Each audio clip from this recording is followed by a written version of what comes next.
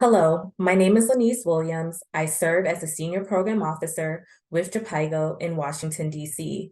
I'm honored to share with you today an overview of my WomenLift Health leadership project entitled Dismantling Biases, Advancing Black Women's Leadership in Global Health. Globally, women account for 70% of the global health and social care workforce, yet only hold 25% of senior and 5% of top leadership roles. These figures highlight the greater need for diversity in global health leadership, especially a greater representation of women. However, when we further examine these figures, Black women in Africa and the diaspora are always less represented. This persuasive leadership gap between women and men in global health can only be closed by addressing systemic barriers to women's advancement. We must take into account the ways in which gender intersects with other social identities and stratifiers to create unique experiences of marginalization and disadvantage.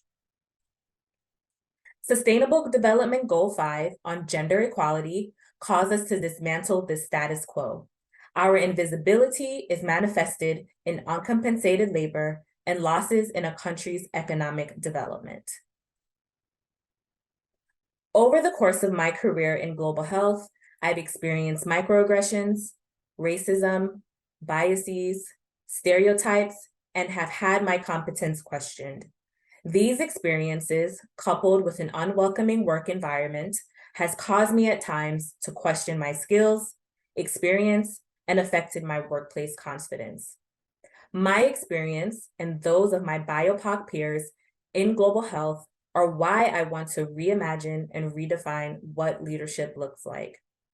With this goal in mind, my vision for global health leadership is one that is inclusive, that shifts powers to communities that are often marginalized and overlooked, impactful as it relates to building relationships, but also making sure that we're not further exacerbating harm, and authentic, especially as we develop and cultivate leaders.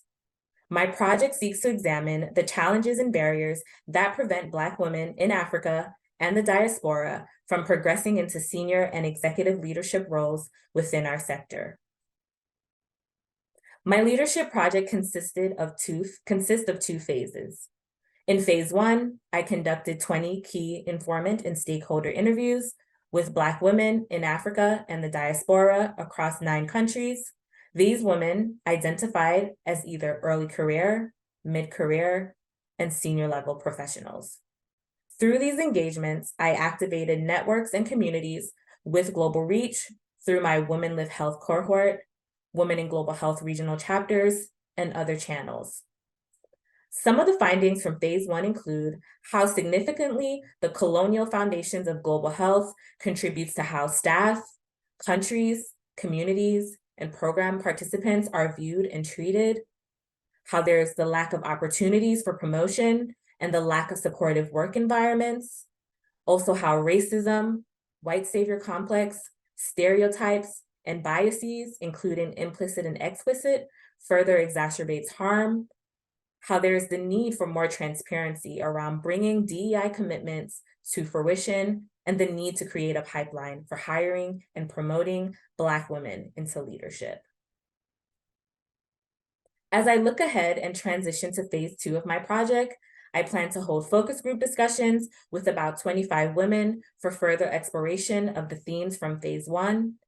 I will analyze the data and publish a thought leadership piece, sharing 3 to 4 recommendations that organizations in our sector can implement to ensure they are more inclusive and provide growth opportunities for Black women in Africa and the diaspora to move into leadership. I also plan to work with a subset of organizations on implementing these recommendations. To the amazing WomenLift Health community and staff, thank you for your support and being with me every step of the way. I'm deeply grateful to Dr. Joanie Bewa and Dr. Rupert Dott for nominating me for this program. And lastly, thank you to the amazing Black women that took the time to speak with me, share their experiences and challenges. My story is their story, and their story is mine. Thank you.